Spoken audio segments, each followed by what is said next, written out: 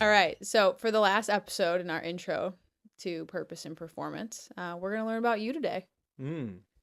So kind of just your upbringing in church and kind of ultimately what led you to being in this seat tonight, talking to me. Wow. You excited? I'm excited. Yeah. I should say a little nervous. I think that there's going to be people who listen to this and some of them are like, oh, I didn't really know that. And I've known him for a long time. Yeah. So, yeah, no, and I don't think any of it's bad or any of it's negative, but I think it'll be interesting to, uh, yeah, I think it'll be interesting for those people. But Yeah. no, I can say I'm confidently not nervous. You keep things pretty tight to your chest, though, so I'm not surprised that there's people out there who don't know all of this. Yeah, yeah, my sweater's pretty tight right now, too. Just kidding. It's Yeah, a no. new sweater, though. It looks great. Thanks. Yeah. Yeah. 3 Nails. Good clothing brand. Yeah. Buy it at Shameless your plug. local buy it at your local Shields. I guess I was the first one ever to ask for it. And it was in a box in the back, and here we are. Yep. So It looks good, though. thanks. Yeah, I like it. All right. So, your story is so much different than mine. Reading through your notes today, I was just like, wow, this is going to be like night and day. And I think that's just like such a cool thing, but it's definitely going to be different. But if you do need to cry, we have tissues. I just don't think I've ever done that before. Never. Not No. even when you were watching me race. No. No, that was Call back to it last was episode. it was raining that day. Yeah. Everything was very rainy. Very rainy. All right. So, yeah, just walk me through from the beginning. Like, how'd you grow up? Where are you from? Oh, nice. Mm. So I'm from Bloomington, Illinois, where we're filming this podcast. What? Shout Yeah. out to the town. Mm. But no, I was born kind of like central Bloomington over by Franklin Park area. We grew up in like the coolest house. Like I remember that house still. I don't have a ton of memories, not from anything bad like we talked about yesterday where like you can have trauma suppressed memories. But like I don't have memories cuz I was so little when we were at that house. But I remember that my dad got I had like this upstairs loft area and all my toys were in it. So I had like my bed and then the loft right by it. So it was like my own like oasis of toys and just like So you like never went to sleep on time. probably not. I can't remember, but probably not. I Yeah. was probably wearing a raccoon hat and holding a fake shotgun running Yes. around in the loft because I do remember. You still do that in our loft. Yeah, yeah. Just a real gun, but the same raccoon hat. But no, I grew up. My mom and dad and both my sisters lived there. We were, I think, to like really focus on the podcast theme here. We were always at church. Like that is what some of my earliest memories of my entire life were at our church that I grew up in, which is Wesley. It was a Methodist church. My parents were incredibly involved there at different levels. So my dad served before I was born on the JC's committee. They did different service projects. They made decisions for the church. What is JC's? It was like JAYCEE. Oh, Like it's not an acronym. Got it. JC's. Okay. No, but I do think it's ironic they were called the JC's and then also Jesus Christ. Yeah, that's why I was like, what is that? Okay. Maybe that's intentional. I guess this is something that's across churches across the country No. too. So either way, but he served on that. He took a lot of pride in that church and my mom as well. And like it was an awesome place to grow up. Like truly the people there, I can remember from like a young age where during during the sermons on Sunday service, we didn't do Sunday school like during sometimes, or if we did, it was like half during, so the kids would come up for children's time and then they'd walk out of the service with the Sunday school teachers and Oh. they'd go. So you'd start the service, everyone together, and then the kids would filter to the front and go. But there were times I'd be like, Dad, can I just be in big church? Kind of like Ezra does to us now Yeah, sometimes where sometimes. yeah, where he wants to be there. And yeah, so I crawled underneath all the pews and would like grab people's ankles. My dad would just like let me go. It was awesome. I would go That's scare people. chaos. Yeah, and he would like tell me like if his buddy was like 5 or 6 pews up, he'd be like crawl under there and go get him. And so I'd grab their ankles, and then sometimes they'd just grab me and sit me next to him, and then I'd just be watching church with somebody else. Like it was cool. the community was awesome. Like it truly was like a big family and everyone was involved. That's awesome. If a kid grabbed my ankles, I don't really know what I would Yeah. do. Yeah, I can't imagine you in that situation. Mm. Yeah, yeah. Um, but like I said, my parents were really involved in the committees. My mom was integral into cooking meals and serving meals, whether it would be like funeral meals for after someone had the death of a loved one. But our church also ran Wednesday night meals where you came in, you gave a donation. I think it was maybe $10, and it paid for your plate. Yeah. And then I can't remember. I think some of it paid for the food, but some of it went to pantries. And then like if people came in that couldn't afford food, they could come and eat with everybody. So it was an opportunity to kind of have people who maybe were less fortunate meet Christ through free Yeah. food, which I Yeah. thought was really cool. Um, And just for context, you're the youngest. I am the youngest. Yeah, my Okay. oldest sister is 10 years older than me. She's ancient. She's a dinosaur. And then I have my middle sister. I don't even remember her name half the time. Just kidding. Perfect. Love them both. I'm gonna get killed when they listen to this. It's all right. But That's yeah, what little and brothers do. they both, yeah, it is, and they both live here in Bloomington too. So, um, we're all here. Um, We out here. we out here. But even my like parents, and I don't remember this because I believe it was when my sisters were a little bit younger, and I was born, I believe, but I don't remember. They were never my Sunday school teachers, but they taught Sunday school even through the church. Um, and I think me and my sisters, as bad as I won't speak for them, as bad as I am at singing, always in the church choir, all of us. So Hmm. I'll say that for myself. Um, so You're yeah, not that bad. it's pretty bad. Very tone deaf. But no, outside of that, like outside of like church, it was either I was going on a trip with my dad on the back of his Harley as like a little kid, and we'd go somewhere and do something, which is That's terrifying. it was awesome. Or we would be at Cardinal games as a family, or I'd be out with my dad hunting or my grandpa hunting. And I was very fortunate growing up that we had our family farm, our hunting preserve that we still have now. So I got exposed to that world really early, and obviously I'm, as you know, still very addicted to hunting and Yep. the world that it is. Yep.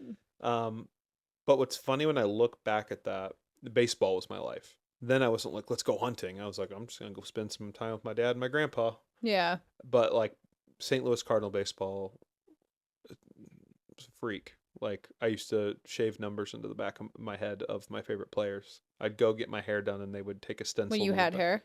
When I had hair. So like it was very young because the hair's been gone for since seventh grade.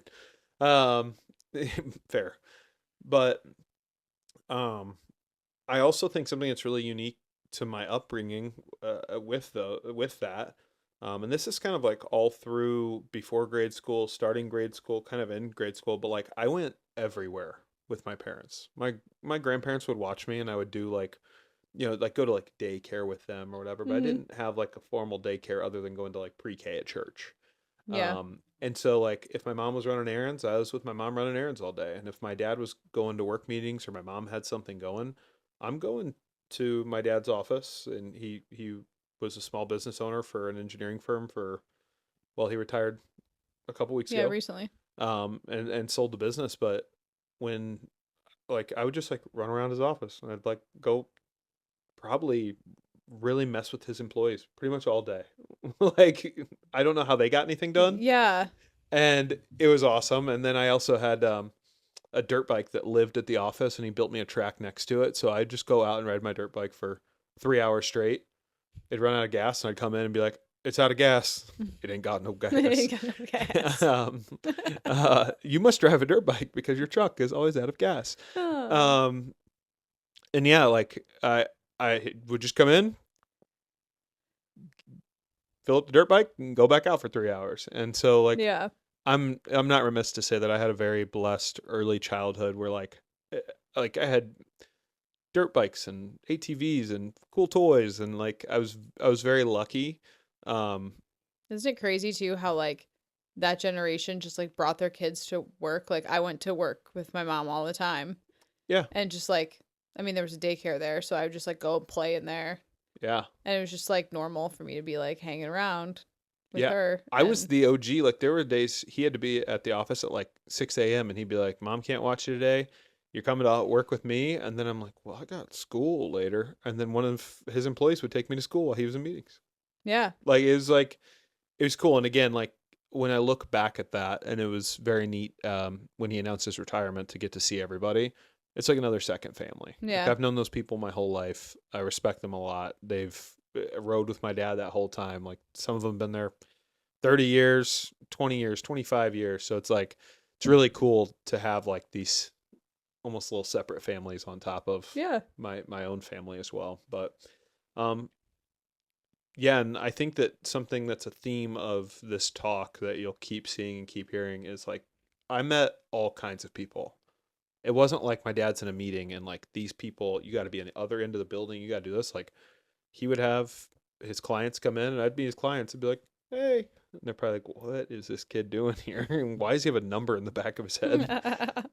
Um, and like same with We the hunting. Like best. my dad was incredibly good at we raised pheasants and chucker and quail, and he was incredibly good at going out and like putting them out for the hunts. Hmm. He didn't really need me there. I'm just gonna probably get in the way and probably spook the birds too. So he'd be like, "Hey, hang out in here and talk to the clients when they get here." So like these guys would come in and they just see a kid dressed in all orange, goofy buck teeth, and like, "Hey guys, I'm gonna be helping with your hunt today." And like Oh goodness. it's one of those things where I look back on where I'm like, it's so funny, but I think it's also contributed to my comfort of talking in front of anyone. Like there's not a crowd too big for me not to talk I'm to. so aware. I know, yeah, Like we that could too. not be more opposite. Like we go anywhere in town and like everyone knows you and I'm like, "Oh, please put me back in my little hole where I can hide cuz like you just talk." Yeah, and like a lot of people talk about stage fright or even the podcast and being nervous, and I just was There's a exposed. lot of people me. Yeah, I think so. I just like was exposed to it so young of like having to talk to these people and like that I might not know or have never met. Some of them showed up to the mountain and I've never met them before. And they just Mm, walk in and I'm like, no, thank you. yeah, they probably were like, this kid's not going to take us hunting, right? But um yeah, and then I think the last thing to note is like I was very, very fortunate as well and to grow up with both sets of my grandparents, like Yeah, grandma and grandpa on both it's sides. rare.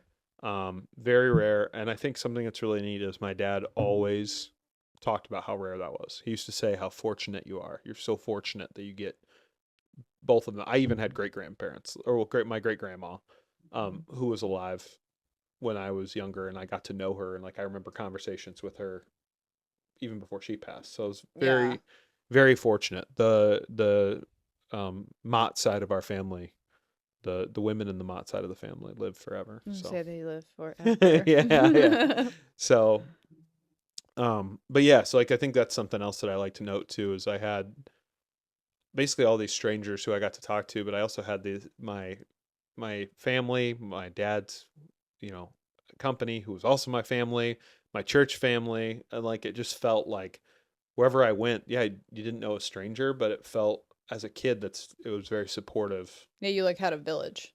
Yeah, anywhere. Yeah. Like yeah, and it just felt like I don't know, constant support. Right. But um yeah, and then kind of you want me to go into my grade school years? Yeah. Yeah. Let's keep going. Okay. Yeah. So I was in sports before that, like you know, like little rec sports and t-ball and all that stuff. But as I got into grade school, did your elementary school have like teams? Like, did you have like basketball team for your elementary school? I went to one school. Oh, right. Well, so did St. Damien have one? Yeah, we Like they started have a in junior fourth high grade. team. Okay. So I think we did two, third or fourth We grade. moved into like doing like A and B team though when you were in like seventh and eighth grade. Okay. Before that, everyone made it, Yeah. but you had like cut tryouts Okay. towards seventh, eighth grade. So Yeah, I remember in elementary I played like elementary basketball, and as you know, I'm terrible at basketball. Um, yeah, remember when I beat you in horse like 12 times? you have a vivid imagination. Um, but yeah, no, so I did that, and then baseball was the thing though, right? I played JFL football. I can still remember, honestly, not really enjoying football that much. I was kind of I felt not out of place, but I was just a large individual. Like Yeah. I was 2 weeks early and I was 10 pounds when I was born. And Bless I've been a your large mom. individual since that time. Mm-hmm. So even being younger, I used to have a sticker on the back of my football helmet that was bright red that said NBC, no ball carrier, because I was too much bigger than all the other kids. So they couldn't give me the ball or else I would just run them over. Like you did the lady at the race? Yeah, like the lady at the race. Oh, Also, dang. shout out to last episode. Yeah. Yeah. So, like, I think that that kind of took my joy of football away a little bit young. And I'm Mm-hmm. not saying that to be like, oh, those coaches or that league. But, like, all I wanted to do is be a quarterback. I just want to throw the football. And they're like, you can't do that here. And I'd be like, okay. And they're like, but you can be the center. And I'm like, cool. I get to have someone touch my butt every play. I don't want to do that. Like, I just want to be a quarterback. But that wasn't in the cards. Um, but even then, like all the sports, everything else, church was still very much an integral part. We were still Yeah. doing all the things I mentioned. Like we're at church on Sundays, we were there on Wednesdays, choir was Thursdays. Um, Trying to think. There was another day of the week I think we were there too. So it was like 3 or 4 days out of the week that we were That's so crazy. at church. Yeah. I knew every nook and cranny and hiding spot and anything you could imagine about that church, including the steeple, which was locked if you're watching on camera with quotes. There's a way into it. There's a little key that they hid on the upper right side of the door, and you could go up to the very top of the steeple. Dang. Yeah, You would. it was gross up there though. Mm. There's bats or rats or No, I'm pigeons. good. I don't remember. No, There's thank something you. up there. No, thank you. We used to go up there in junior high. But again, like I think the thing that is a common theme, and you'll keep hearing it through this episode, is my best friend at school, where I went to school, was my best friend at church too. So we, at that time, we grew up together. Our families were close. Um, and so as we were kind of like linked at school and in the same grade and the same class and all that stuff, it'd be like, oh, I'll also see you at church later. And I'll also see you here later because they went to the church too. And Yeah. our family was friends. So I think that was really interesting as well. Um, so it's just kind of a lot of cohesion, basically from when I was born until we hit the pivotal years of junior high, of just like if we weren't at a St. Louis Cardinals game, a motorcycle race, or church, we were probably sleeping, and or hunting. Yeah. Um, and I just think that's so neat that like my dad had those passions, and I got to kind of absolve those passions, and I still have them now. Yeah. So So like growing up in the church like that, like what was it like to like, what was your relationship with God like at that time? Or were you just like so young that it was just like he is this big guy in the sky? yeah, that was it, 100%. It was like Jesus loves me, and this I know. Yep. And I was just a kid, and like I just thought, I think something that was so naive of me at the time, and again, I'm a kid. Right. I thought everyone grew up that way. Mm. And then I had a friend at junior high who he lived in our neighborhood. We went to his house a lot. We were close. We played basketball together too.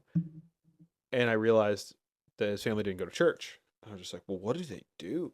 Like, well, what else could they possibly be doing? And Weirdos. I was like in third grade having those thoughts. Yeah. And I'm like, or maybe it was fourth grade. I can't remember. And I'm like, oh, I don't know. I guess maybe they just kind of sit at home. And the reality is they're watching TV. They're doing other things. Like they're vibing Mhm. at their house. But to me, I'm like, oh yeah, I can't really imagine that. I'm not saying we didn't watch TV and do the same stuff, play video games, whatever it might Yeah. have been. I was just like, I couldn't really relate to that. Yeah. So, but my relationship with God at the time was very much like, yeah, God loves me. That's cool. Yeah. That's it. It's pretty awesome you understood that as like at a young age too. Yeah, and I think that yeah, you can't be at the church 4 days a week and probably not know Not know that. that, right. Yeah, and it wasn't like I have to preface this. We weren't in like it wasn't a small church by any means. It's I think still like the third or fourth largest in Bloomington. At the time, I think it was the first or second largest in Bloomington because Eastview either didn't exist or hadn't existed yet. Yeah. And so, um, it wasn't like, "Come here, little kid, God loves you." It wasn't like that. It was Yeah. just like everyone was good, like upbeat. Right. Yeah. So So, like, did you eventually get involved in like any groups while you were there In junior high, in if junior we high? want to fast forward to that part. Yeah. Cool. Yeah, so that's when I think the relationship with the church changed in for a very positive way. Again, still there like 3, 4 nights a week, and I think it up to 5 at this point because I think my first experience was in 6th grade. We had a new youth pastor come in, and so there was a previous youth pastor that my sisters had, and he had been there a long time. And we had a new youth pastor come in. He's a younger guy, um, but he, our youth group beforehand, from what I remember and what I've heard from other people, like older people, like my sisters or whoever at my event, it was kind of like, we're gonna do an event tonight. And he came, and maybe it was every week, and I just didn't know it. Yeah. But when Frank came in, shout out Frank, when Frank came in, it was like youth groups every Wednesday. We're going to have a worship session. We're going to have this. We're going to have breakouts where you go in with your age group and we talk about the Bible. It became more Christ centric, more than let's get the youth of the church into an area and just let them hang out and do whatever they want. Yeah, it was like structured and Because, yeah, deliberate. I think before, and again, this is talking for people that experienced the before, it was kind of like, everybody come hang out, kind of go do whatever you want. I distinctly remember like going behind the stage and putting on costumes and random stuff when I wasn't supposed to be over there. But since my mom helped with the meal service, they kind of were like, we'll tolerate you. And so, like, when Frank came in and that happened, what I think was incredibly interesting was I expected that even then, I was like, oh, we don't get to like do whatever we want anymore. People aren't gonna like that. Mm-hmm. And it was the opposite. Yeah. It was immediately like this thing started to grow. And back then, I don't know what the name of it is now, or if it changed maybe even after I left, but we called it Surge, was like Surge Youth Group. And the focus was on actually knowing the Bible, learning stuff from the Bible, and then talking about it with a group of your peers, whether that be difficult or not. And at youth group, you're bringing new people every week. And so this it wasn't as deep as some of our Bible studies, Yeah. but it was allowing people to hear other people get vulnerable. And it also wasn't like, all right, Bob, you're here this week and this is your first time here. Tell us about what's going on at home. Like it wasn't like that. I want to know when the hot seat comes in. Yeah. Oh, the hot seat comes in pretty shortly. Um, that game got wild. It was awesome. Um, so yeah, and so that was really my first experience was when I went to a church lock-in, which for the people who know what a lock-in is, it's exactly like it sounds. All the parents get rid of their kids and send them to the church for the night. Church locks the doors from the inside. No one can get out. They have chaperones at every door. They have events. Like I remember one time they had a projector that was like a bajillion feet wide, and everyone was playing Guitar Hero on the projector. And then they had separate game rooms. And then That's fun. people were playing euchre, and then adults would be playing euchre against some of the kids, and like there'd be hide and go seek, which was like chaos in that church because it was huge. We played another game. If someone listening to this remembers what it was, let me know. But we played another game that was similar to hide and go seek. We played Ghost in the Graveyard in the church. Like we played like all these things where it just was a fun environment, and it Where'd you got sleep? uh out in the open. Like they had this massive open room.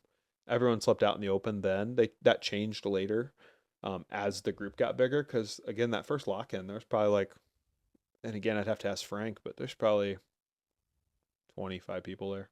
Wasn't Yeah. a lot of kids. So there was this massive open hall, probably a half a football field wide. They all just had sleeping bags. They told you to bring a sleeping bag and a pillow, Mm-hmm. and we just sleep out there. Hmm. Most of the time, no sleep happened. Literally, like zero sleep. Everyone just stayed up all night, and then they went back to their parents' house the next day and slept all day. Oh, those So poor parents. they kind of got the best of both worlds. They got to get rid of their kids, and then they got to not see them the next day because they were sleeping. No. Just kidding. But that's how I at least did it. I would just go right back in the house and go straight to bed for the entire day. Dang. Um, but they were that was like my first real experience was that lock in. And I think what was really cool is like obviously being around the church, I saw Frank a little bit more. There's a couple older guys, so who were I want to say probably 4 years older than me. Yeah. Um, one of them was 5 years older, I think. And he got really close with them. And then as the church and the youth group started to grow, from like him changing that ministry, um, he started, well, so he had the youth group every week. And with that, um, he started doing these trips called leader treks. And what leader treks was it was a group, I believe they were based out of Chicago. I could be wrong, but it was people who were involved in the church who were taking people on either excursions, like I did, or mission trips, which also I did through them as well. Mm-hmm. Frank used to work there. And the whole point of them was to bring you closer to God.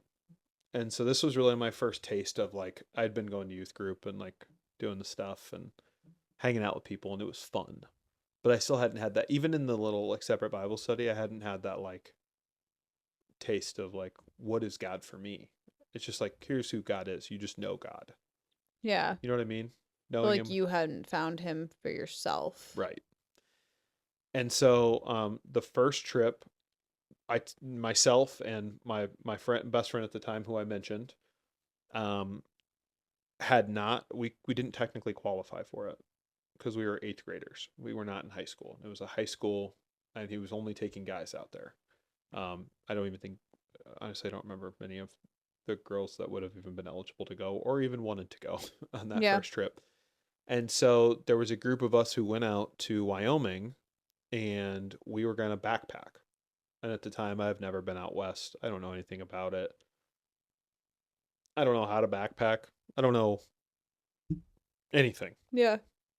So we drive all the way out there, which was fun. Like you're in a car, you're an eighth grader, and they're seniors in high school, so you're like trying to be cool and all this stuff, right?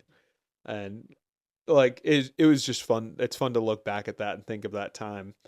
Do you And think of Ezra the other day when he was like, I gotta be cool when I go into the kids or yeah, big when he kids told me room? I gotta be cool going into the big kids room, you can leave. But then he came back and I don't remember what he told me. He told me something very sweet. I don't remember what it was. Yeah. It's That fine was though. you though. Yeah, that was me.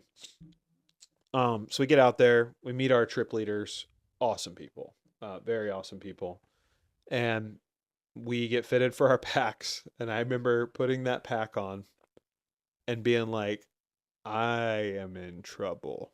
This is a heavy pack. Oh no. And it was the big old steel frames because we didn't have all these cool new ones that are really lightweight that you can add the weight to.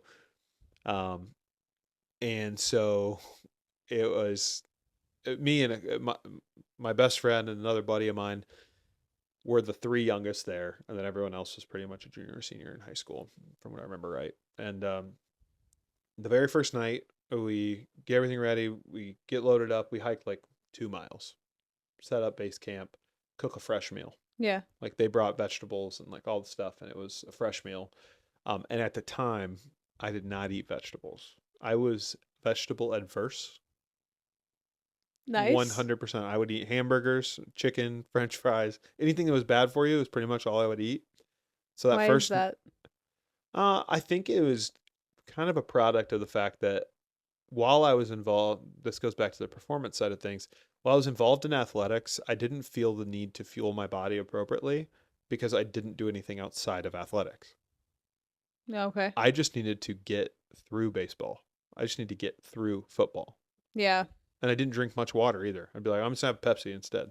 Woof. And I would drink like a sip of water at practice and come home. And I do remember from football a lot. I'd be like, oh, my head, I have such a headache. So not a lot of nutrition education. No, no, no. And yeah. So that night, I was like, I'm not going to eat those vegetables. There is no shot. And so I was like, I will just have the meat that they're cooking. And there's some form of a potato too. Eat the meat, the meat and potato. Yeah. Next day we get up and we hiked like 8 miles.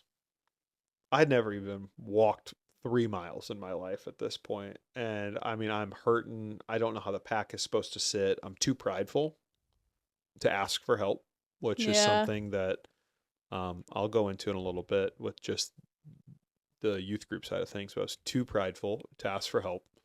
And so we got to the camp that night and my hips hurt. I Like bet. my hips were killing me. Was your pack not sitting up on him?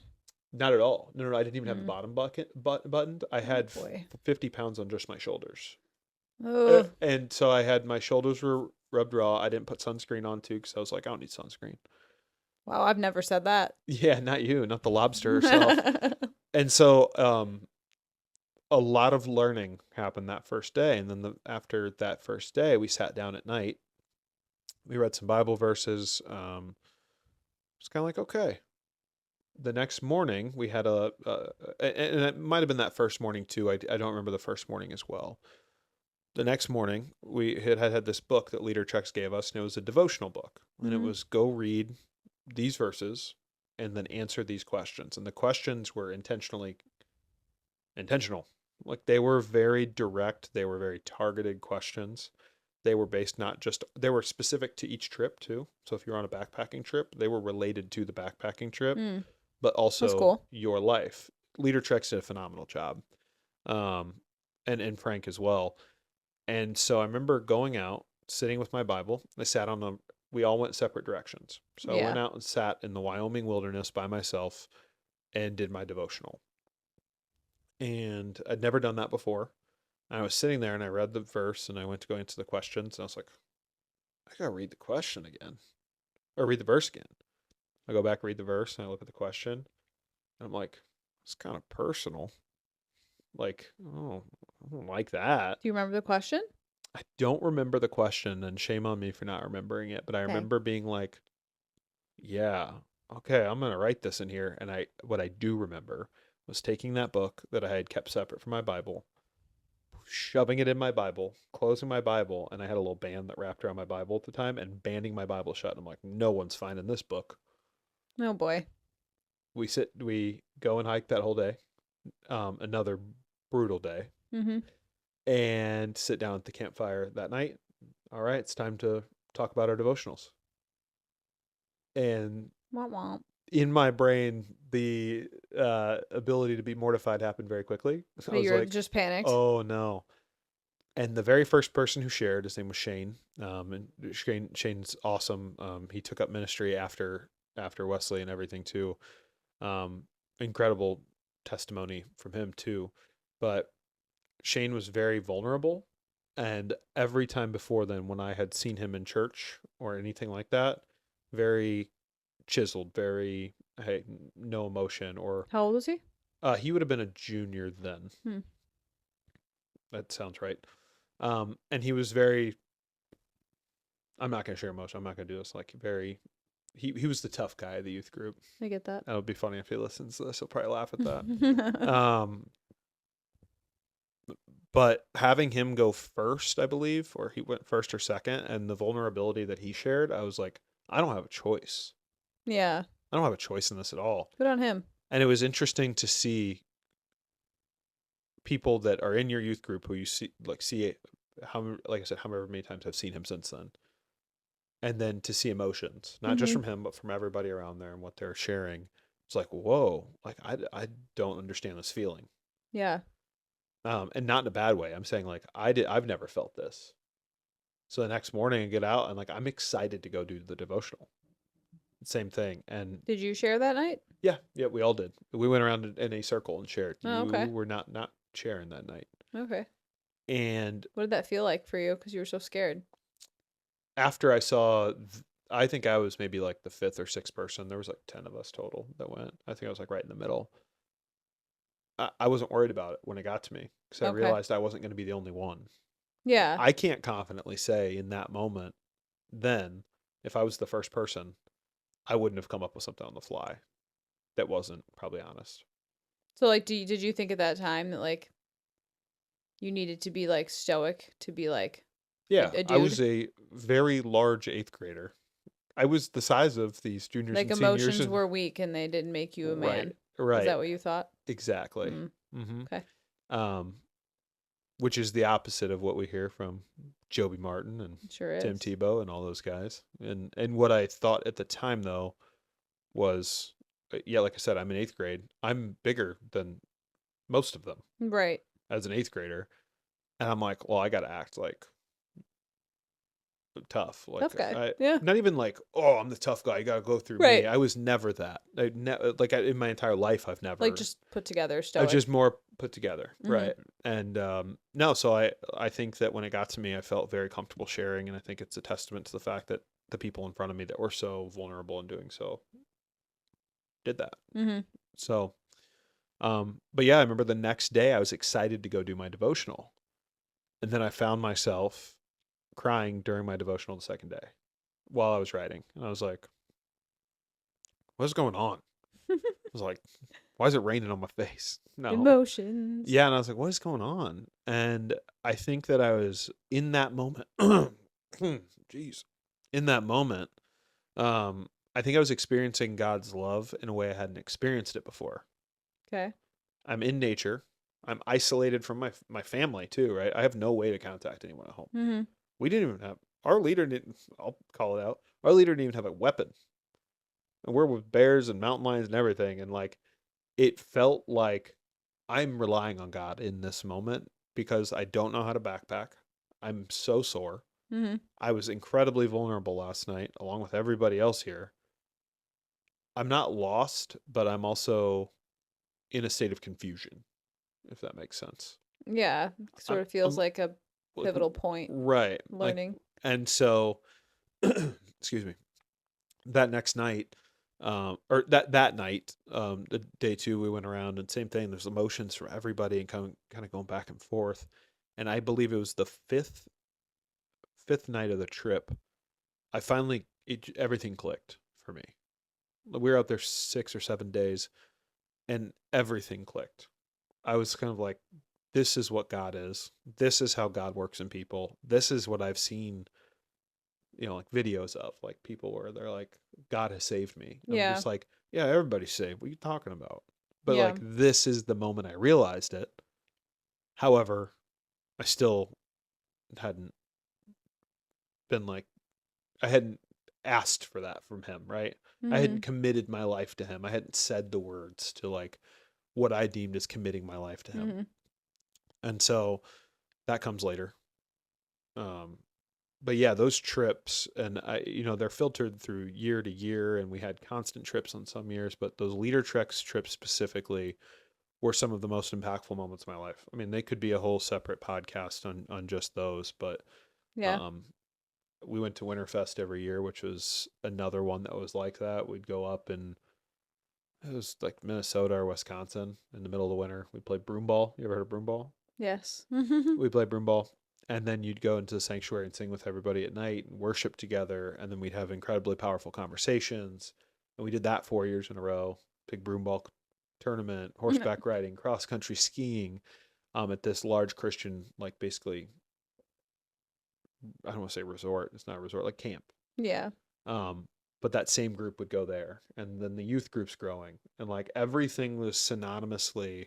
It felt like God was putting everything in motion, and it was almost hard to keep up with, but in a good way. Yeah. Where it was like, I'm going to make you commit your life to me at some point. You're gonna Mm-hmm. do it. Yeah. Like, you know what I mean? Like, I do. he put way too many powerful things in motion, um, at that time. It's a thought I just had. It's just so interesting that the two things could be so opposite but happening at the same exact time in time. And that like you feel that like God was so present in your this time in your life and he was like, I'm gonna make all of you follow me. Like you see. Like Mm-hmm. and it was just such like a positive, awesome experience for you in that Mm-hmm. moment. And at the same time, it was like he was working on like breaking me down. Yeah. And it's like all for the same end goal to Right. be here to learn the same lesson. Yeah. And like it's just crazy. I don't know. I just had that thought how it's just like they're so different, They are very different. but No, that's very both interesting. like so important and needed. Yeah. And I think at that time, not to say I wasn't like mentally strong, but I think, yeah, breaking me down physically helped him encourage me mentally, Mm-hmm. like on that trip Yeah. specifically, right? Um, yeah. Do you want me to keep going with the other trips? It's up to you. Yeah, I will, because I think that there's some paramount things in between them. And one of them I didn't put in the notes, which is actually probably the most important thing in this entire story, which Okay. is between the Wyoming trip, the following year we went to Kentucky as a group. I think that the wherewithal of Frank to send a bunch of us into the wilderness with no mission work was the smartest thing he could have done Yeah. because he knew what he was doing. He was sending guys out there to meet God, and where else better to meet him than the mountains? I Right. mean, truly, for Yeah. me, that's I joke about it a lot, but yeah, here and then, yeah, every experience I've had in the mountains, I'm like, how can you not believe that there's a God that No, that's how created I this? felt when we were in Iceland. I was like, oh man, there's just, Yeah, how can you not? that was just his hodgepodge. He was like, I got some leftover volcanoes and some mountains and some glaciers. You want a waterfall? But it's beautiful. It is. It do be beautiful out there. No. I don't know what I'm doing, but I'm going to show up every day. Yeah, that's what it feels like. No, but after that, I went to Kentucky, and that was the following year, and that was a mission trip where we were doing mission work every day, Hmm. for an underprivileged community, building things. And what I will say that I thought was very interesting, and this is no shot at other people that I knew at the time going to the Dominican or Costa Rica or wherever else, the way Leader Treks did their trips, it was not easy work. Hmm. Like, I think a lot of people are like, oh, you went on a mission trip and you like built a little building. That's cool. No, like, we're grinding, like working, mixing concrete with your hands, whatever. I mean, name it. It was like, and when I would talk to my other friends who went to various other churches and they're going on a mission trip, I'm like, what'd you do? And they would talk about what they did. I wasn't judging them at the time because everything was positive work for God's work. Right. And I didn't feel that way at the time either, that it was bad. But I'm like, wow, like it's crazy that there could be such different experiences, because I felt like by working hard on these trips and like really trying to do whatever we could for these people, that I I was inadvertently leading more people to Christ, or like helping them, which is like Yeah. pretty prideful of me to think at that time. Hmm. But what I thought was neat, and the reason I felt that way, is we would get to talk to the people that we were serving while we were there. They'd usually either be at the job site helping, like they had a stake in this and they were Yeah. helping or doing whatever. And you would just start an intentional conversation about like, hey, so we're obviously building this today. Like, what are your thoughts on God and how he works in people? And you got to ask adults this question as a 16 or 15-year-old kid. And you got really real answers from some of them. And I thought that that was very powerful as well. Yeah, it is. It's a great perspective. Yeah. And so I think that, again, back to the theme of what I'm talking about, surrounded by all kinds of people. I think Hmm. God put these people in my life for a reason. Um, but yes, between the Wyoming trip and the Kentucky trip is when I committed my life to Christ. I got back. I will never forget it. I was at the farm and we were playing. This is ridiculous, by the way. We were playing four-wheeler hide and go seek tag, and you don't want to know how you tag someone when two people are driving a four-wheeler. Definitely, I don't want to probably know not the that. safest thing in the world. And I remember I pulled off into an area. It was getting like kind of, you'd always want to play like try like around dark, whatever. But it was me and a buddy, and I pulled off into an area by myself. Right, he's coming to look for me. I was sitting there and I was looking at the sunset, and I had just been back from the trip out in Wyoming, and I was like God, I'm yours, like out loud, like sitting out there. Oh, And I think it's so cool that some of my biggest moments in life have all happened I was just gonna ask there. what part of the farm. Yeah, not where we got engaged at, Oh, but it's cool that it's happened out there, because again, it's nature. It's a place to feel connected. So yeah. I thought that was cool. Um, and I was overcome with emotion, and then I heard another four-wheeler coming who was going to find me and do that, and I was like, "Oh, he can't see me crying." Snap He's out of gonna be it. like, "Why are you crying? I just found you on a four-wheeler. It was not the end of the world in I'm this scared. game." Yeah, I was just so scared. Um, and I remember that moment very vividly. That it was incredibly powerful for me then, and I still think about it now, and I still think how powerful it was, and the feeling that I had in the moment. So it was cool. Was it like a hug? I wouldn't say it was like a hug. It was a definite surrendering. Like it Hmm. was a feeling of where I'm like, man, I'm young, but whatever happens, Did you feel you like got did me. you feel like you talked back in that moment? Like, did you get something out back from that? I felt like he was talking to me the way the sunset was. Hmm. And it's like sunsets are cool. I think sunsets are neat. But like Pumpkin skies. It was, yeah, pumpkin sky, as Ezra would say. But it felt different. Like Yeah. I could see up there, and you know this, like there's the trees that are in the way and all this stuff. I could see the entire sun coming down. I could see the hues of the sky, and I was just like, all right, I get Yeah. it. You showed me Wyoming. Talk to me out there, you're talking to me here, and that's kind of what it felt like. Mm, Yeah. that's Funny awesome. enough, I've only ever really felt that way about the sunset up there one other time, and that was the night we got engaged. So it's kind of wild. You've never shared that Last, with me. yeah, I didn't really come think about it until now. Oh. Well, tell Visible, me about it. well, I was just to say the visible sunsets up there are tough because of the tree skyline that's on the field on the far side. Yeah. And so if you want to do it, you have to angle right at it. But usually when you're angled at it, the neighbor's trees are in the way too, so you can't see it all the way down. But if the clouds above the neighbor's tree line are pulled, you can. Oh, You're very well versed in yeah. this. Give me a paintbrush. I'm Bob Ross.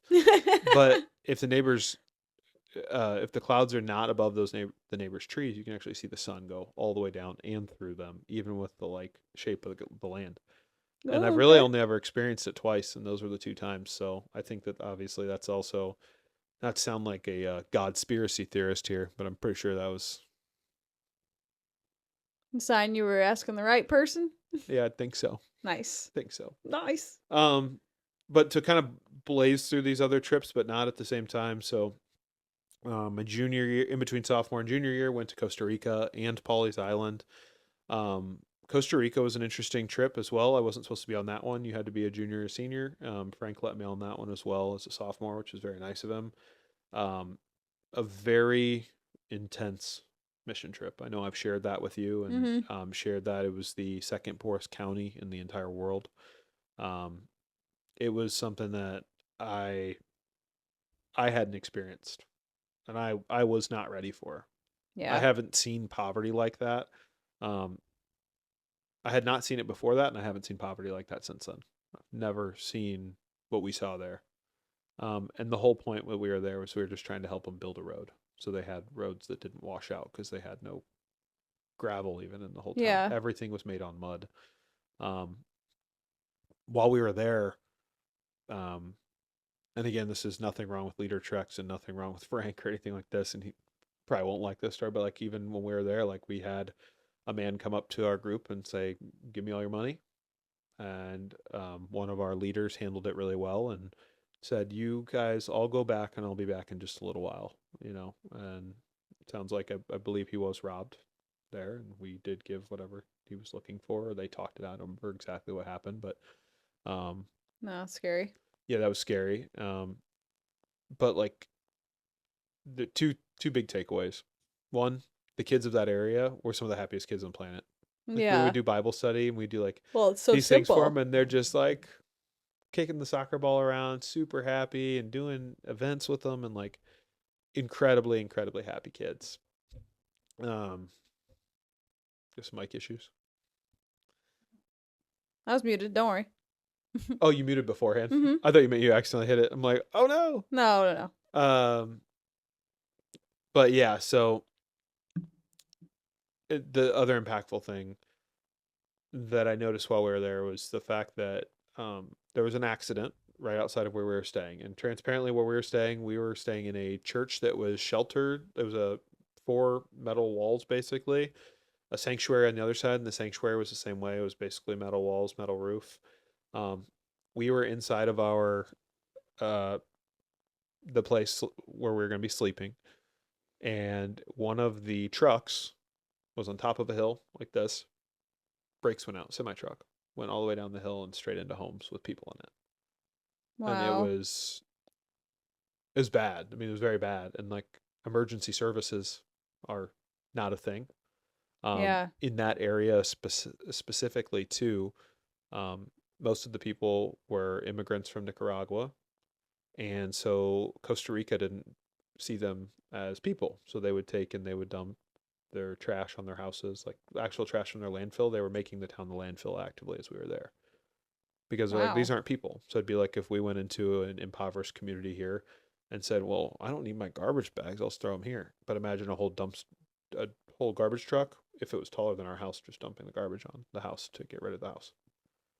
Wow. And so watching those things in that accident, and thankfully, and if I remember correctly, no one passed away in that accident. It was basically a semi truck going 40 miles an hour through a metal home, That's a miracle. and the fact that we were next to it. I mean, Yeah. it's just crazy to. I don't think God put the truck in motion, but I think God pulled a miracle that day to not Sure. Yeah. have anyone um, killed. So, Right. but that was definitely a memorable trip. Cockroaches in Costa Rica are no joke. So I know that's No, your thank least you. favorite thing of all time. They are massive. They are No, thank you. colossally big. And one of them was even crawling on one of our my fellow youth group members' face while it was happening. So that was great. Mm-mm. Um, I'd be out of that country so fast. but and then the last trip we did was Montana, Montana and Wyoming. It was a wilderness and mission trip. So we did a mission portion and we did hiking through the wilderness. And Hmm. we took another group. And again, I have nothing bad to say. It was great experiences. Leader Treks is awesome. Um, outside of that, because those are my pivotal, I would say the pivotal Yeah. formation of God. On all those trips, you're doing a devotional every day. All those trips, you have small groups.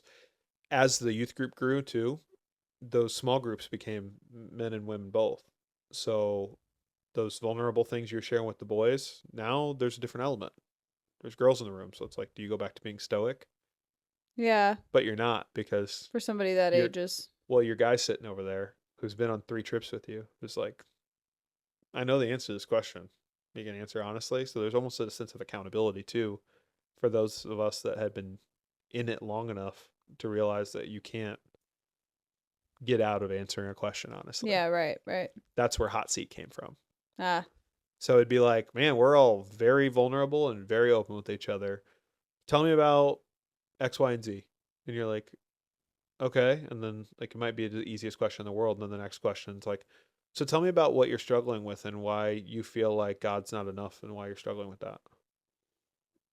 Dang. And you're like, okay. And so hot seat was very much a thing. It was actually a crowd favorite, which is even funnier because you'd be like, people don't want to do that. I felt like everyone really enjoyed it. Yeah. Um, I mean, engaging. You never know what you're gonna get. right. So I can really say through the junior high years, there was a lot of formidable building of that relationship with God, with structure and everything that was going on. Right. I can say though that outside of church, I wasn't a degenerate by any means, but I definitely acted different at school than I did at church. And that's a constant battle that I think a lot of young Christians have is you don't want to be like this nerdy Christian kid at school Hmm. and then go be like or like you're like want to be the cool kid at school and then go fit in at youth group too. Like you want to be the cool kid everywhere. Yeah. Which is like that was like really the only struggle that I really remember from that. Yeah. I mean, that's conflicting for sure. Yeah. But yeah, so during the above church, I obviously became more ingrained in the church altogether.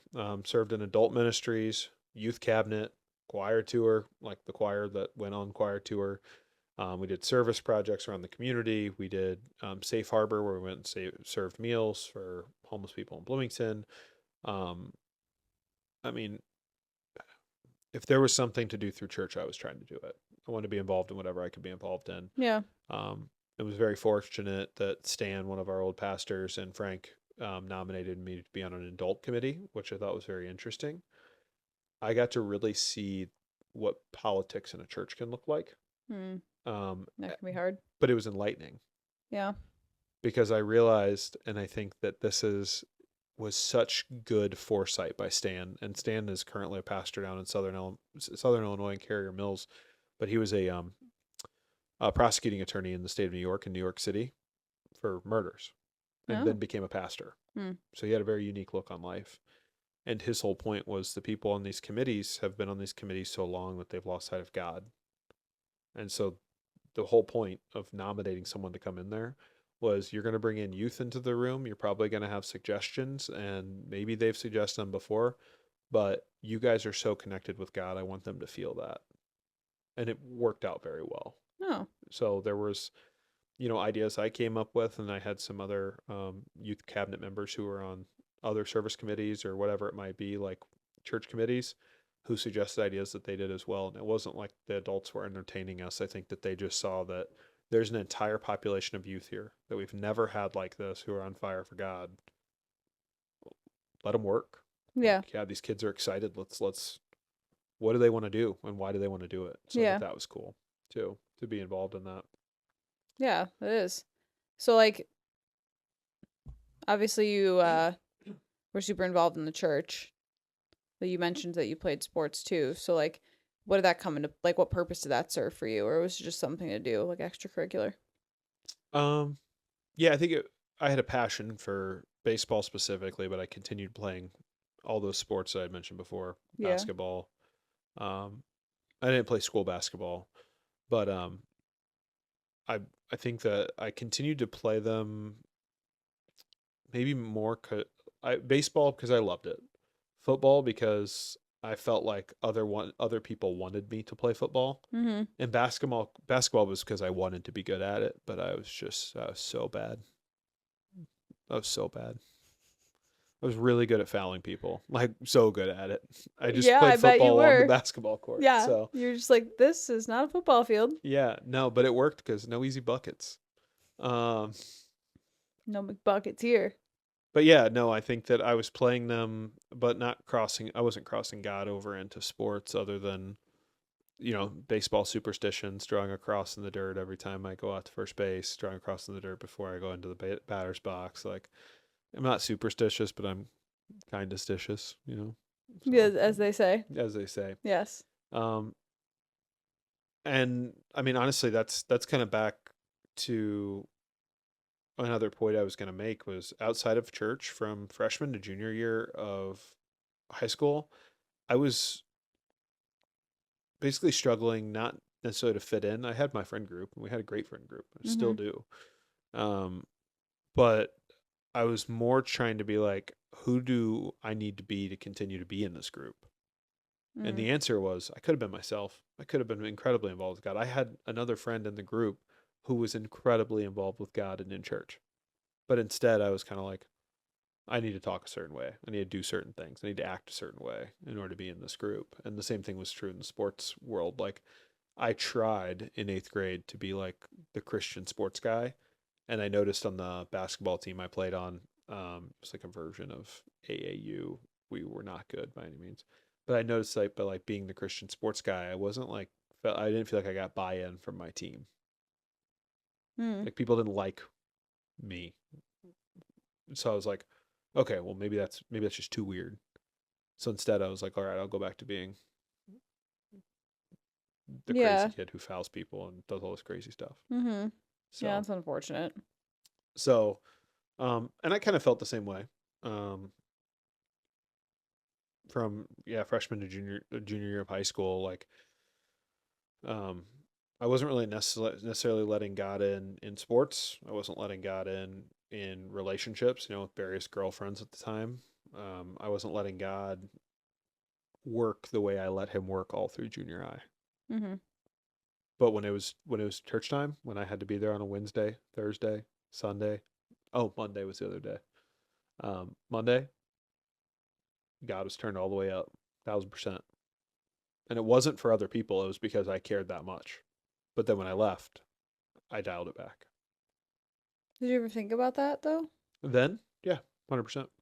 And like how like that It was conflicting for yeah. me. It was very conflicting for me at the time. And I think about it now, not like, oh, I regret being that way.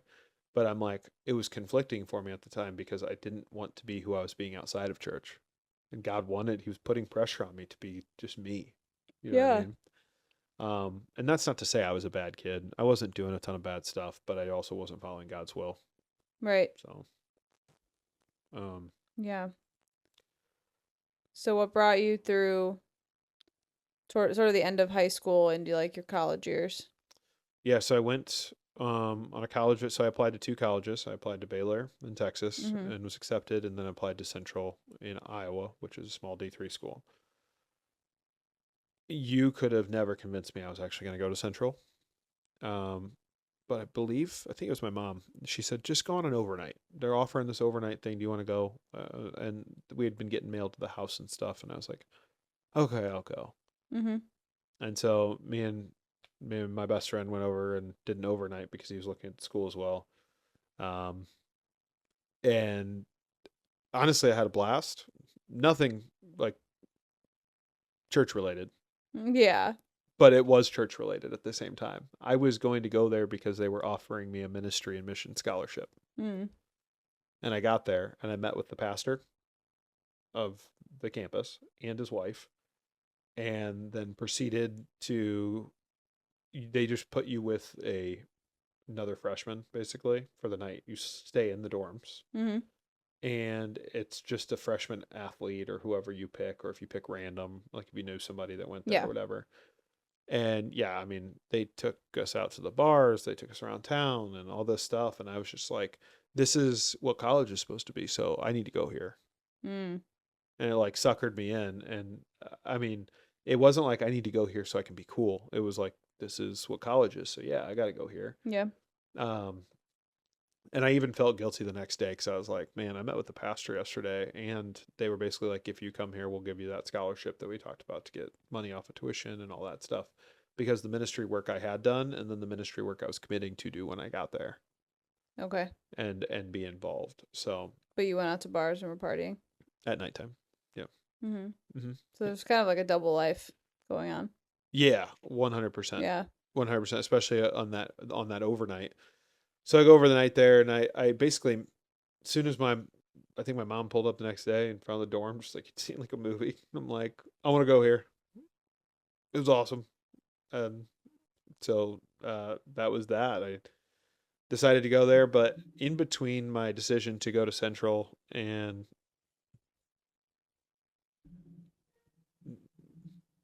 it's a reminder down there. I don't know if you can hear it. Are you muted back on? No, my mute is Okay. on. Go ahead. Oh, I just don't want you to forget it's on. All right. Um, basically whenever we got back in the car and I decided to go there and all this stuff, we got back home and I changed who I was when I got back. I Mm. wanted to start like hosting parties at the house and all that stuff, and my parents were obviously very trusting of me, and they know this now, so this isn't news. This isn't going to be groundbreaking to them. But they're very trusting of me, and they went on a lot of trips for St. Jude. They were very big into the St. Jude charity, so they'd go on a motorcycle ride down there every year. And like senior year, I was like, well, they're leaving. Like, I'll have some people over. And so I had some people over, drank at the house, did that. And I thought, like, this is cool. This is what the cool kids are doing. And the theme of drinking throughout my life has always been like, even if I intake a lot, I'm going to be in control. Like, I got to make sure that What's that like? yeah. Well, I say that because of what you said yesterday. Like, I think that uh, there was very few times, I probably can count them on one hand, when I was out of control while drinking, even if I consumed a bunch, because I just had this little bird in the back of my brain that was like, all right, be okay, Mm. which is crazy. Yeah. Um, yeah. That is crazy. Yeah. Yeah. So, um, But what attracted you to like a party scene at that time? Like, was it just like inclusion or? inclusion and the fact that I had just got back from seeing that on the visit. So I'm like, this is what I'm gonna be going into. But did it like, what attracted you to it? Like, did it seem cool or like, cause like I know you, if you don't Yeah. really like doing something, like you're not really gonna do it. So Yeah, no. It was very much a like standard thing and a cool thing. And I'd never hosted a party. So I was like, mm. I'm gonna host a party. You Yeah. know what I mean? Mm-hmm. Um so yeah, I got like a little bit into it then, but again, I wasn't like a problem necessarily. It was more or less just like I was trying to fit in and be like the partier. Right. And then that senior year between college and like that summer between senior year and college, some stuff happened at the church, Mm-hmm. and I felt kind of run out. Um, there was some rumors spread about myself and another member of it I that were blatantly, one, not true, Mm-hmm. which, a lot of the people that at the time thought maybe they were true now, no, they weren't. But it felt really interesting because church went from being the safe space where I could be to being the place where I didn't feel safe anymore.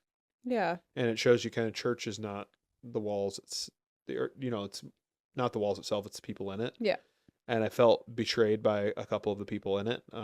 And not to say that, I harbor any resentment because I don't. But I felt like, okay, like at the time I didn't think it was the walls. I was like, church isn't accepting me anymore. Mm. You know what I mean? Like it Yeah. wasn't like it's just one person. It was like, no, just church was not accepting me. Yeah. And it wasn't just that church. It was all church. Yeah. Like That's the how, thing that made you who you were just rejected you. right. And so, yeah, again, what do you think happened then?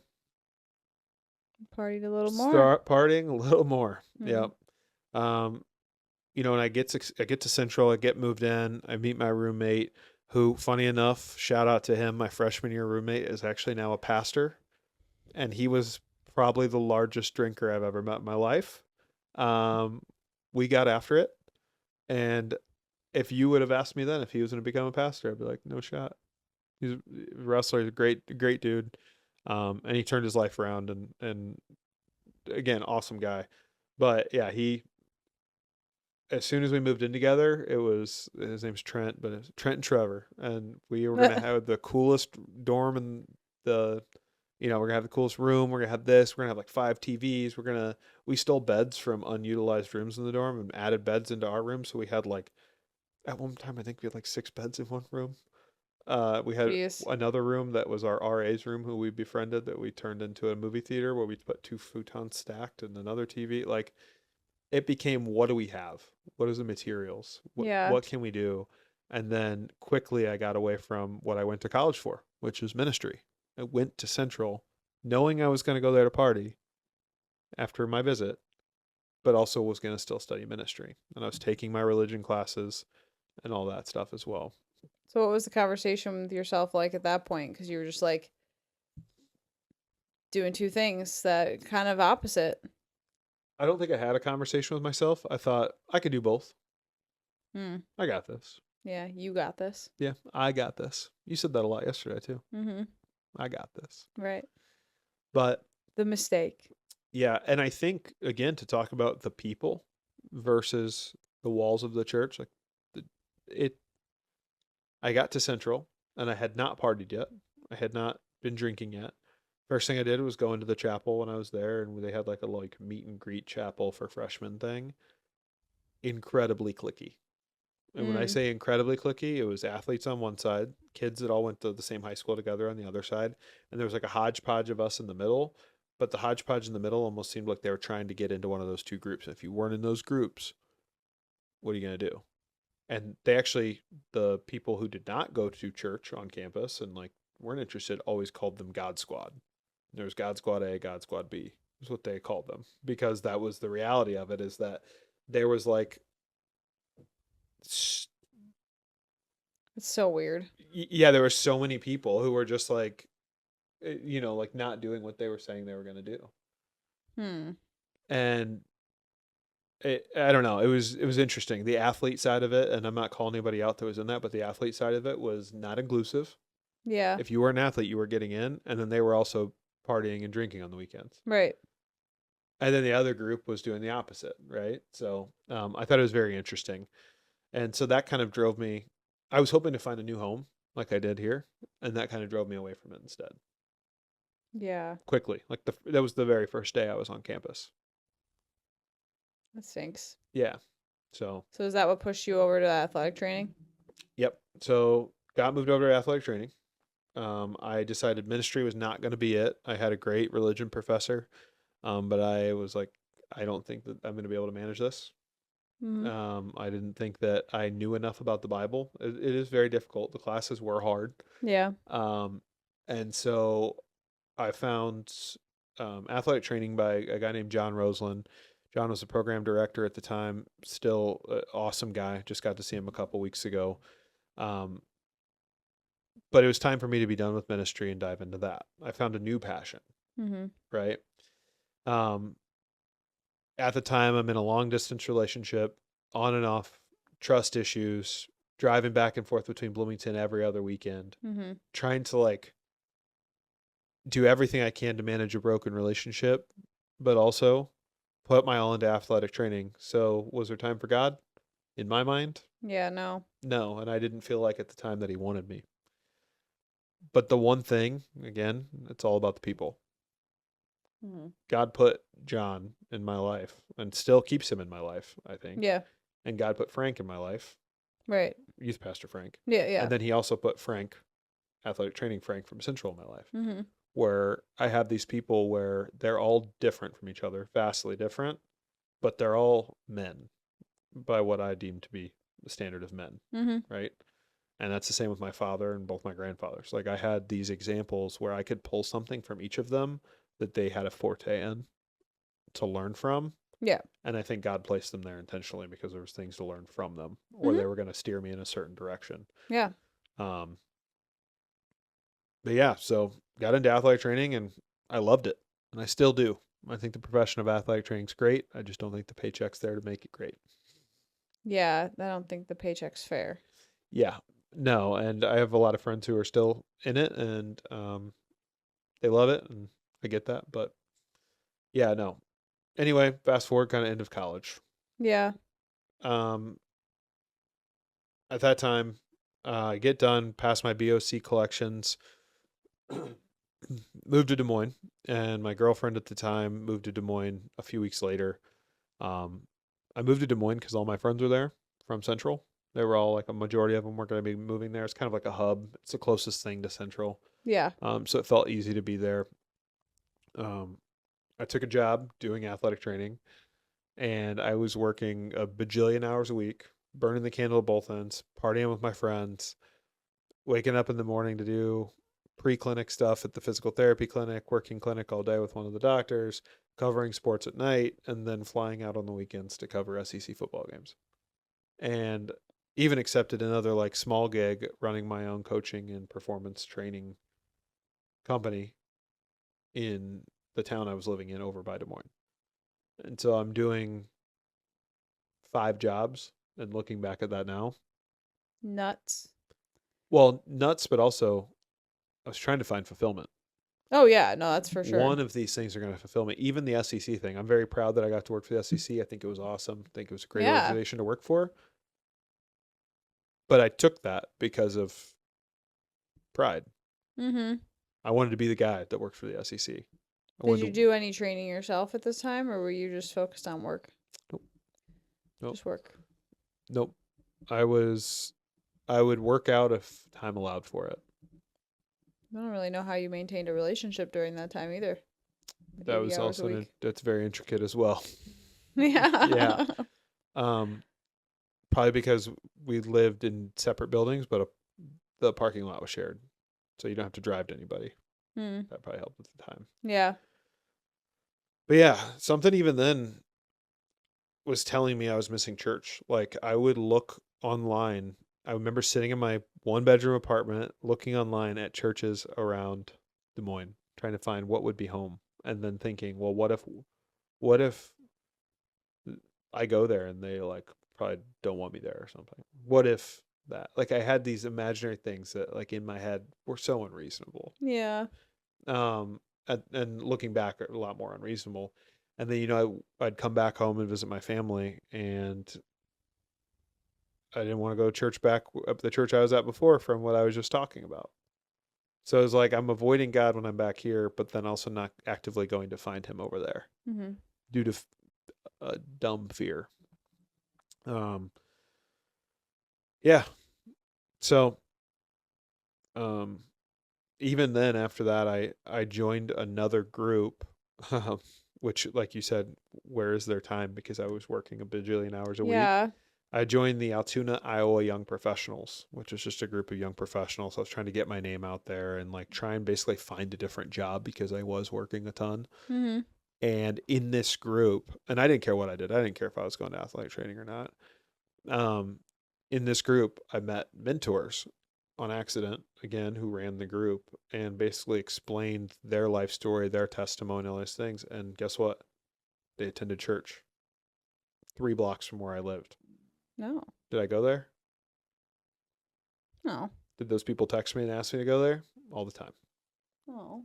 And so it's like God put those more men in my life. Give you another opportunity. Another opportunity. And I was like, Yeah. nah, not doing that. And so, and it was always excuses. Oh, sorry, I'm not going to be back in time. Oh, sorry, that service time won't work. Oh, sorry, I'm supposed to be doing something else. And really, sometimes I didn't have anything going on. But um, eventually, I got to the point where I stopped going to that group, and then I did get a new job, which was at the time like the greatest experience ever, and still is to this day. Like I have awesome people that work there. I maintain those relationships. I get to see them through my current job now. Um, but again, missing an element, Right. missing a very large element. But um, at the this is where things obviously get a little bit more interesting. Yeah. So my girlfriend at the time and I get married Mm-hmm. very young, right after college. But again, we weren't involved in church at the time. Yeah. And in fact, we actually, her parents wanted the marriage to happen in a church. She did not. And they were not going to co-sign on the marriage essentially unless it happened in a church. And so we went through the efforts so much to not even go to an actual church service to pay attention that we would go in, we'd get the book, we'd attend the service, sign our names that we were there because you had to prove that you attended X amount of services before they let you get married there. Mm-hmm. And then you had to meet with the pastor and like not marriage counseling, but you had to meet with the pastor and they recommended marriage counseling very heavily. And looking back on that, I'm like, I don't know why I You didn't do it? didn't do that. Oh, Yeah, for a reason. for probably for a reason. Yep. God just sitting there pestering me, poking me. Like, hey, you sure? Yo, You sure yeah. about Are you sure about that? Insert Tim Robbins. that? But after we got married, we, well, I say we, but like I had built this community through my work Mm-hmm.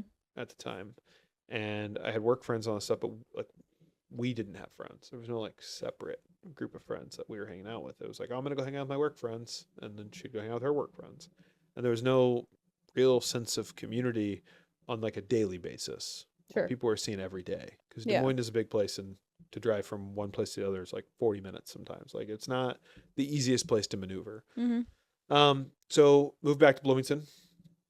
Um, basically get closer to family. I accepted a job that had higher pay. That was one of the main reasons. Is like it's Des Moines an emerging market that is very expensive to live in, and that expense just was climbing and climbing, and wasn't making as much money as I needed to be able to sustain the lifestyle I wanted. Yeah. And so moved back to Bloomington, accepted a different job, and also got to be back near the farm again. Again, I told you about the pivotal moments the farms played in my life. Yeah. You'd think being back there would probably immediately change that, but when we got back, I pretty much did everything in my power to avoid church, Mm-hmm. whether it was my old church or attending a new church. Yeah. And I mean everything. And my ex also had a negative relationship with church. So I felt like I had to as well. Even when I felt like God was pulling me back, I was like, no, this is what you do. Like, you just, if they got a negative relationship with it, you got a negative relationship with it. Mm-hmm. And that's not to put anything back on them, but that is also like just poor thinking on my part. Yeah. Yeah. Um, Again, keep fast forward. I feel like we're fast forwarding to another season here, but I start the current job I'm in now. I fall in love with work, Mm-hmm. and I still very much Well, love actually, I do have a question. Yep, yep. Okay. Um, I think that I know how high of a regard that you put marriage because I am married to you. Yeah, So, pretty good idea. yeah. So, like, how did it feel, like, at that time, like, getting married in a church, but, like, you had such a strained relationship with faith? Like, did that just feel, like, icky? It felt like a poser. Yeah. Yeah. Like I felt like my thought actually while the service was happening is I'm never going to step foot in this place again after today. Yeah. Not because I didn't want to, but because I just knew the reality of Right. what I was going through and the season I was going through. And I was just like, well, oh well. And the Mm-hmm. crazy thing is like the pastor was awesome. The church was awesome. It's a beautiful church. Like, just pride. Yeah. Yeah. Okay. So Sorry. it's Go good. on. It's good. It's a good question. Mm-hmm. So you start working at the company that we work at now. Yeah. And it's the first time in my life that I fell in love with the work I'm doing. Mm-hmm. Like the first time where I'm like, I feel the purpose of this work. Not that athletic training doesn't have purpose. I just didn't have the feeling that I currently have now. Um, and I thought, again, there's the fulfillment. It's here. Still missing something. Can assure you it is not. Yeah. Um, and then I had the first, I've lost family members and stuff like that, but my grandparents and anyone that knows our family closely, our grandparents were, you know, the bedrock of our family. Mm-hmm. Like we saw them every week. Um, both sets at some point we were seeing them doing something or they were at an event or whatever it might be. And so something that kind of shattered me at the time is my grandmother passed away. Mm-hmm. She battled cancer fearlessly for, gosh, the majority of her life. And, at the end when she passed away, it felt like the world ended. And it did, in fairness. Like that's A part of yours. yeah, it's a large maternal figure in my life, Mm-hmm. right? And I didn't feel upset with God. I especially due to her faith. I had the utmost confidence of where she was going, and in the end, she liked to have someone come in and sing worship songs to her, which is awesome too. Yeah. But I felt like it wasn't fair that she was going through the pain she went through while she was passing, Yeah. or the way she was passing, and I just felt like, oh, this could have been so much better for her. So it wasn't resentment, but I was like, come on, like Why the pain? why the pain? What are we doing? Right? Which Mm-hmm. very interesting theme. Um, but after she passed, there was some turbulence in the marriage, um, and a whole slew of issues. And it's kind of like it's really fishy when we say this, and I noticed this last night. This is around when we met each other. It is. But to be fair, the turbulence in my marriage started before that. So just so the listeners understand, there wasn't like turbulence in my marriage because you showed up. We had absolutely nothing to do with either Zero of to do our with each other. relationships ending. Yeah. Nothing to do with either of them. Yeah. And I think that's important because of when you were sharing last night, it the timeline is so weird, but then when you put it back on God, it's It's not. not. It's not. It's not. We both desperately needed someone to rely on. Yeah. And You were someone like who like just my best friend. yeah, and it's like, oh my gosh, I'm having such a bad day, or I didn't like, even look at you like that. I know, same. We talked about that. Like, it's my homie. Yeah, exactly. That was my homie. Um, but now, like, I just felt like we had to clear that up because I think it's important to note that like turbulence in the marriage happens. I felt like I needed someone I could just talk to, and then Mhm. boom, here you are. Like that's weird. Ta-da. Weird. Yeah. Um, and then divorce was decided on, a few months later. I don't remember the timeline on that Mm-hmm. exactly. That's about it. But the biggest thing was I felt like I failed God because I was just like, you get divorced, you fail God. Like that, because like you said, I put a lot of stake in marriage. I put a lot of emphasis in what marriage is. Mm-hmm. And so I felt like I failed God. And there's no chance I can go back to church now. Like, Mm-hmm. I wasn't raised that way. I was raised in like, get back to church. Like, you got problems, go to God. And I was like, he doesn't want to hear from me. No. That was like what I felt at the time. And so instead, I ran away. And he's giving me opportunity and opportunity, as you said earlier, of like breaking you down to come back. And instead, I'm like, I got this. Yeah. You did literally run away. I was like chasing you to get you to answer me. Yeah, that's true. That's true. Be my friend. Stoic. Uh-huh. Um, so started partying more as an escape, get my mind off of life. And again, in that time, I think it's really important to note that I had great friends. My friends were not bad friends because we partied together. My friends, and in my friend group now, like where when they heard about everything going on with the divorce, we're like, come over, let's have like we'll make you dinner. Yeah. You just come sit with us, come do this, and like I I don't think value. either of us think that anyone's a bad person because they drink alcohol. Like that's not No, the no, I case. just like I think at the time going out and partying isn't what I needed, but it was also what I needed to be around my friends. And that Mhm. was part of what we did when we went out sometimes. But also those same friends were like, "Hey, let's have you over for dinner and let's talk. Yeah. Let's Yeah. have you There's over." both. Yeah, there is both. And I don't think necessarily either were the wrong answer at the time because I don't regret anything from hanging out with them and also going over to their house and doing those things. Mm-hmm. Um and again, we were hanging out more and we were partying together more. Yep. And um about that time my grandfather passes. That Mm-hmm. was married to my grandma that passed on my dad's side, both my dad's parents. Um and that was like a titan falling because right, that's the guy taught me hunting, he taught me what it's like to, love your spouse unconditionally even if Yeah. they're fighting or whatever it might be in those days. Mm-hmm. Like he like just such a you want to talk about stoic or a warrior or whatever it was. That was him. And it's the same thing though. Wasn't upset with God, but why did he have to have so much pain? Mm-hmm. That was like what I felt. Um, but I actually that was like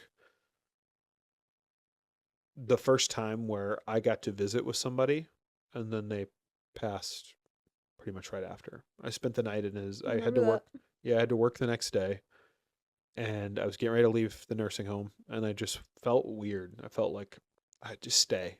Like work's important, but spend some time here. You can be tired tomorrow. So I spent the night there.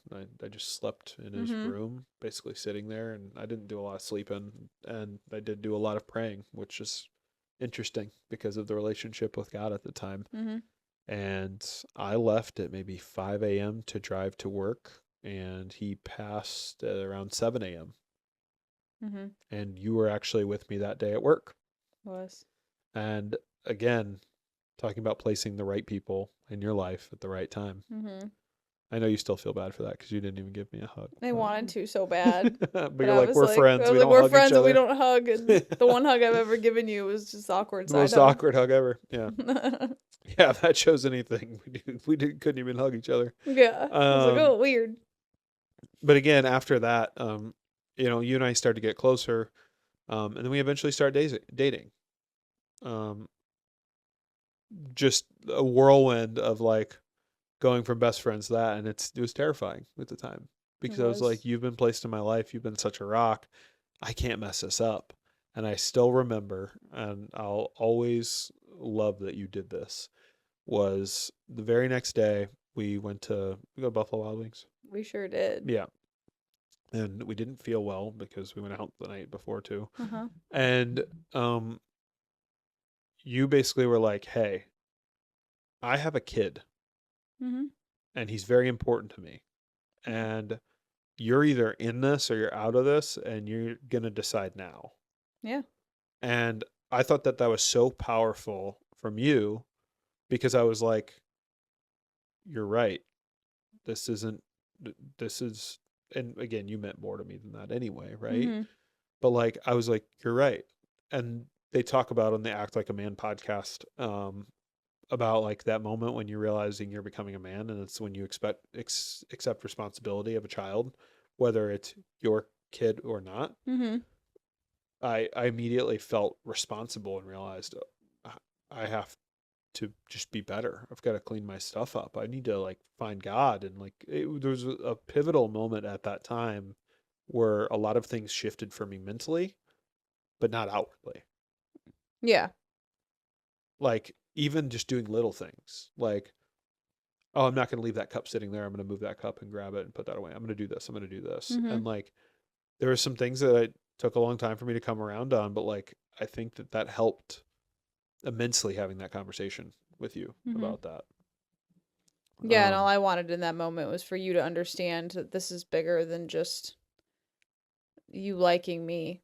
It's Right. there's another little life, Yeah. who was only The coolest little life on the planet. yeah, and he was only one. So it's like you don't understand that like if you stick around here, you are literally going to be raising him. It's not like you're going to be like popping into his life when he's 8, which is still raising, but like No. he's No. like fresh. He's like fresh. So, Yeah. No, and I talked about this yesterday, but I think it was interesting because we had such a very good understanding of each other, and we had such a servant-based relationship. What can I do for you? How can I help you? What Mm-hmm. can I do? What can I do? And we were like serving each other in this way without God involved, but still like very much a incredibly high functioning relationship. But I also believe that that was so led by you. Um, and like somewhere deep down in you, that's what you were taught. I mean, your grandfather taught you that too. Mm-hmm. And you were taught that through church and things like that. So, that was put there through faith. Yeah, but I also you reciprocated it though. Yeah, That's what I'm because you saying is led like, me well, the way you're supposed to. rock on, God's cool. Yeah. So, Um, um, but yeah, and then very shortly after we were dating, I don't remember how long it had been. We were been dating. We got the news that my dad had cancer, and was mm-hmm. not good. Um, and for anyone that knows the story, but my dad took care of my grandparents, both of them, his parents, before they passed. Faithfully. I mean, like anything that they needed, bringing them dinner all the time, whatever he could do for them. If they fell and the ambulance was coming, he was there. He worked tirelessly to help them, and then to hear that he's going to be sick right after they just passed was very difficult to hear at the time. Mm-hmm. It felt like I just took all these positive steps forward, and we're together, and then it's like, man, why? This also piggybacked my dad having cancer too. So it was Yeah, like, why is there so much of this going on? yeah. And so I felt like I wasn't mad at God, but I was like, come on, man. Like, he worked so hard, and he is such a great guy. Why could he not just have a little time? Could he not retire and then get sick later? Like, I don't mean that in a bad way, but that was what my feelings were in the moment.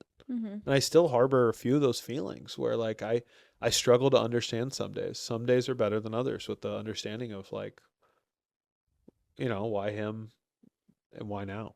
Yeah. And I think that that's something that I definitely still work on. And like I said at the beginning in the very first episode, not perfect. So, No, but the point is to have faith and trust that they're well, that God told me a as little bit about this guy, Job. mm. Job had a job. No, no, I told Andrew this the other day, but it's kind of interesting for the listeners to hear this too. But like, yeah, reading Job the other day, I was like, man, Job is boring. And then I realized that God took everything from Job just to see if he could. God allowed Satan to take everything from Job just to see if he could break his faith. And he even had his friends come in and say, you must have done something wrong. You must have done something wrong. You must have done something wrong. And he didn't. And it explains that bad things can happen to good people, and you can be tested over and over and Yeah. over and over again. You keep faith. And you keep faith. And, at the end of Job, he's reunited with his family. And the interpretation of that is that, if I keep faith, I'll be reunited with him in heaven someday. Mm-hmm. That's how I interpret it. I think Job got his family back on earth, though. That's the way they say it. Hmm. But,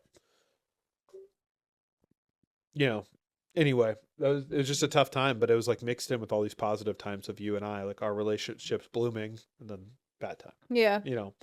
Um, but we continue on, we get married, life's good, but I'm still questioning whether I should dive back into faith or not. And I think quietly I did, because I knew that I wasn't going to be able to handle, you know, the news of my dad by myself, and I knew I had you to talk to, but I needed to talk to God. Mhm. And so I would quietly pray, and I would uh even some days I remember I'd be praying when you walk in and I'd be like, "Hey, what's up?" What's up, man? See Like you here. can't catch me praying. And I'm like, that's so crazy to think about now. Yeah, because if it Um was now, you wouldn't even stop. no, no. And we moved to our new house, and after we got here and your dad passed, as you talked about in the last episode, we were drinking a lot, both of us. And uh, I think really when things transformed for me in God's eyes, and for me specifically, was when you texted me while I was driving. Mm-hmm. I was between Bloomington and Springfield, and we were talking about your decision to quit drinking and how you were asking for help. And in that moment, the fear I had of losing you was like an immediate, like, I need to pray, like instant, like that second. And rarely do I have like where I have to pray right the second. I don't have that a lot. Mm-hmm. And the fact that it happened to me while driving, and like I prayed out loud, and then I was responding to you in text, and you'd say something, and then I'd say another prayer. And I think I prayed like 6 times in that Yeah, conversation. I didn't know that. And well, again, at the time, I know you would have been like, cool, dude. Yeah, bit of rejection there.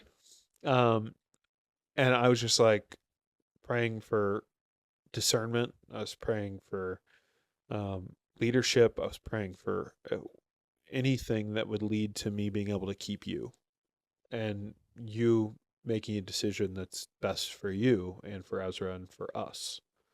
And I felt like God answered Mm-hmm.